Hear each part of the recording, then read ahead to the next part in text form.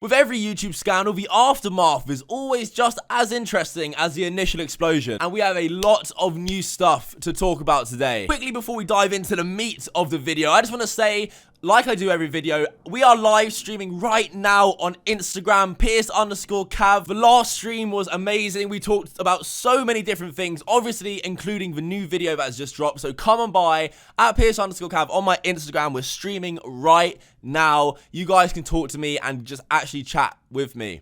But yeah, it seems things aren't going any better for James Charles right now. Twitter was absolute chaos last night. Jeffree Star, he dipped his toe in the waters a little bit. If by dipping your toes in you mean he cannonballed in. He quoted a tweet from James Charles' brother. James Charles' brother said, "Why does everyone act so tough on the internet?" In which Jeffree Star replied with, "Why is your brother a predator?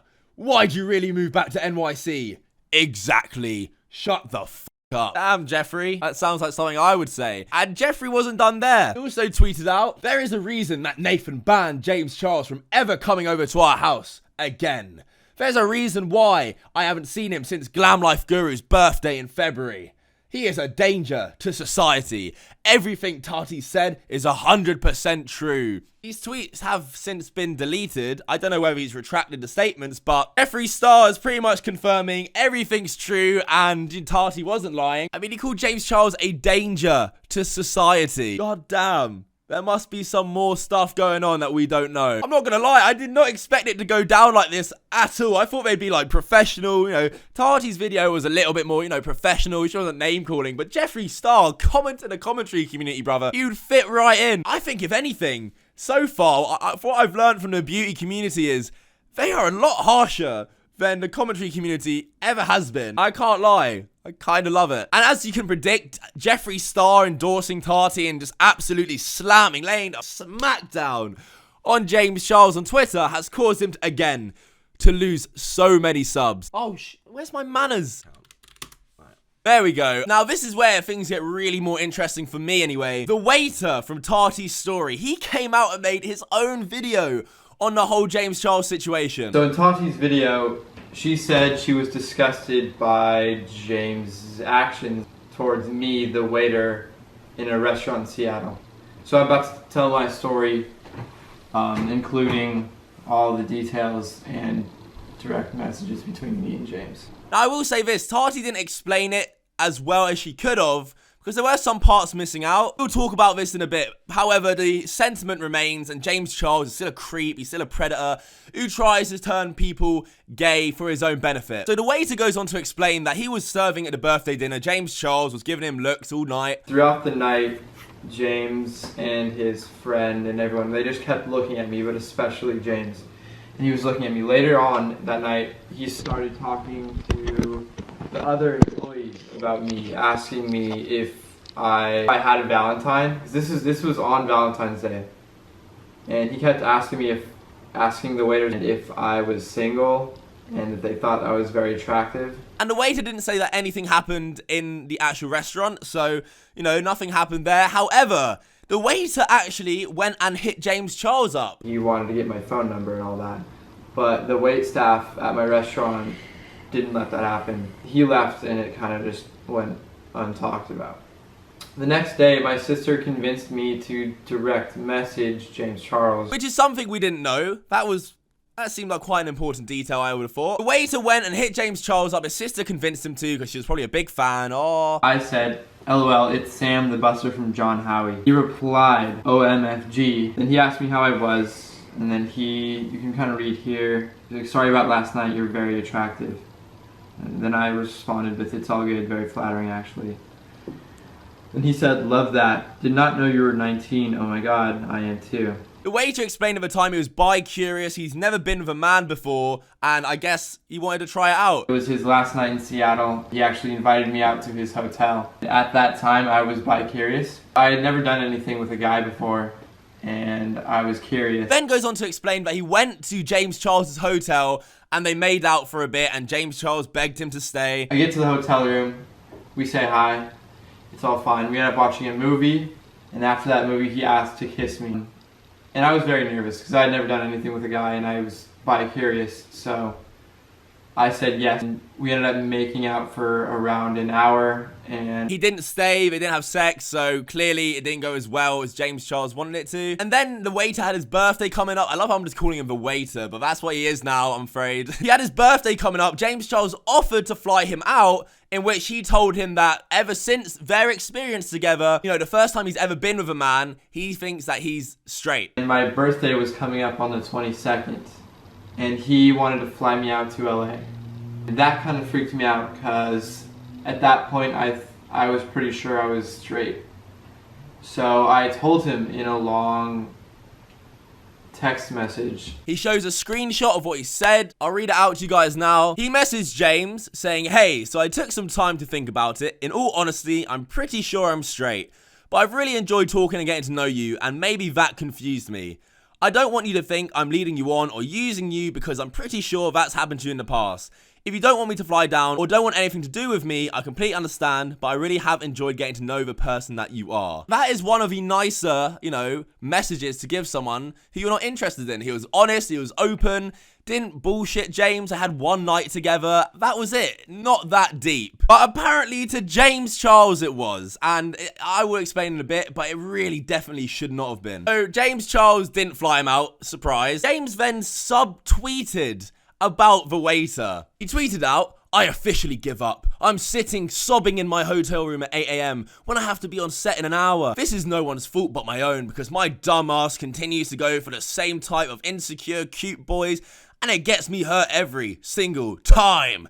I fucking hate myself." Okie dokie. Now the reason I find this tweet particularly interesting is this subtweet was made on the 22nd of February, I believe. And so I wanted to see how far into the relationship James and the waiter were. I went to check when Tati's birthday was, so when they first ever met. It's good to get an idea of the timeline we're actually dealing with in these kind of situations. Tati's birthday was on the 14th of February. Her birthday dinner. Birthday dinner. Meaning James hadn't even known the bloke for barely 10 days. In what world, after 10 days, do you get that attached to someone? I'm sorry, but maybe I'm just like different, where you subtweet like that about them, and I don't understand. You were only talking for 10 days, and the waiter was still nice enough to drop you that message, which let you down so gently. I mean, 10 days seems very quick to me to get that emotional over a bloke you just met. But for me, looking at that subtweet James put out and the manipulative fucker he is, I reckon he put that out, and this is just me saying my own opinion, I'm not saying it's fact. I reckon he put that out knowing the way it would see it, trying to manipulate him into feeling bad for James Charles, maybe because, you know, James Charles doesn't believe in straight men, and he thought somehow in his mind it would convince the waiter to get with him again. You could call me wrong about that theory. However, he definitely did try and convince the waiter, and here we have first-hand evidence of James Charles actually trying to use someone who's bi-curious and confused, use that to his advantage just to try and get him to sleep with him. His response to me was that he didn't think that I was straight. He told me, "You're not straight." Like, I'll throw up the... These are DMs from James trying to convince him that what he's actually thinking is wrong and he's actually gay, because James Charles said he's gay, so you're gay. The DM conversation cuts off, but it starts with James saying, "When you're drunk, the truth always comes out." So, in that one message there, trying to use alcohol. Alcohol is the ultimate truth serum. Raise your hands if you ever chatted shit while drunk on alcohol. Me. Alcohol is not truth serum. People do the dumbest, most out of character things I've ever seen on alcohol. That is just James trying to manipulate him and make him think, oh, because I was drunk and I did it, maybe I do really want it. No, I've been lied to before with people on alcohol. The truth doesn't always come out. That's just James trying to be a manipulative little fuck. Waiter replies with, "Not always, but I just wanted to make sure we split on good terms." James, the absolute self-righteous prick, responds with, "Yes, always." And then it gets even better. "You're not straight, no matter how many times you tell yourself, and I hope you figure that out sooner rather than later. And no, we didn't split on good terms." You are literally sitting there and telling someone he is gay. What the fuck is wrong with him?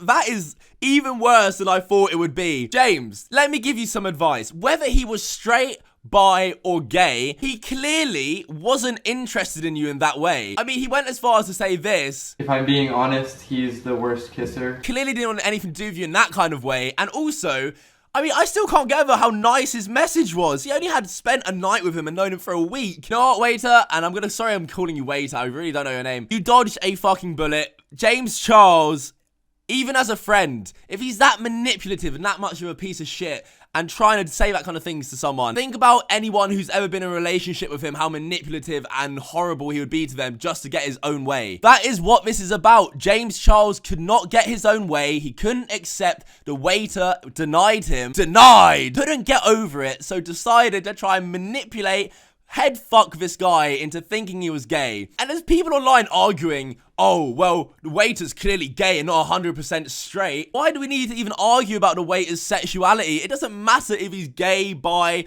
you know, that doesn't matter. James still used someone who was confused and young, 19 years old. He used the fact he was confused to try and push him and pressure him to being gay just for his own benefit. That is fucked up. And the waiter then reveals that these weren't the only messages apparently, and then James kept persisting that the waiter was either bi or gay. He still went on to say he thought I was bisexual or gay and attracted to him when I had told him different.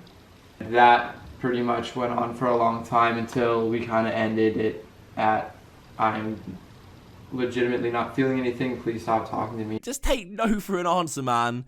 It's just the fact you couldn't have him that made you want him more. That is it. The fact James couldn't have the waiter made him pursue it even more because, you know, he wants what he can't have. Money can't buy that waiter, and James probably was pretty pissed about that. So what Tati said was true. I mean, she left out details about the waiter approaching James first and all this and how he was bi-curious. But a lot of them details are quite irrelevant in the grand scheme of what James Charles actually was trying to do to this guy. I also want to say something. I've been on Twitter a lot these past 24 hours. So many people are faking screenshots of James Charles, trying to pin him for things he never even done. And that is so fucked up that, okay, we have James Charles doing these certain things and we can happily criticize him about it. We can say what our own opinions about it. Everyone can have different opinions about it. That is the best thing about commentary, is we get to talk and different opinions get to be shared, and that's what makes it interesting. If everyone agreed, it would be boring. Don't go and make allegations up with fake screenshots and everything. No one should ever have to go through evidence being faked against them, because you know what, on the internet, people will see that once, believe it, and that will be their opinion forever. I do not stand or condone that at all, and if anyone is doing that, thinking they're trying to prove a point, if anything, you're just making it worse. You're going to make James out to be the victim, when in this situation, he isn't. But yeah, that's it for today's video. I hope you enjoyed. I've seen a lot of split opinions on Twitter recently. Not split. Everyone is against James, but other opinions. So if you're still against James Charles, leave a like on this video, and if you enjoyed the video as well. And if you don't like James Charles, you're against him, I mean, you can leave a dislike. I'm fine with that. I'm happy to look at the dislikes. If you are still with James Charles and you still support James Charles, dislike the video. I genuinely do want to see the ratio, and a like helps the video and it's free, so what's the harm? Again, like I said, I'm streaming on my Instagram right now. Come check that out. We have a blast. I always answer as many comments as I can, so you can ask me anything you want to ask me about James or anything. My Twitter is @KavosYT. That is where all this shit goes down, where I'm debating other YouTubers, talking to other YouTubers. It is really a very entertaining place to be, just not just my Twitter in general, just Twitter. So if you have a Twitter account, go follow me at KavosYT, please, right now. Subscribe to the channel if you're new. Thank you so much for all the new subs. Welcome to all the new subs and all the lovely comments I've had recently. Thank you so much. I really do appreciate it. I don't know if it'll be the last James Charles video I make. We'll have to see what happens. But until next time, fuck off.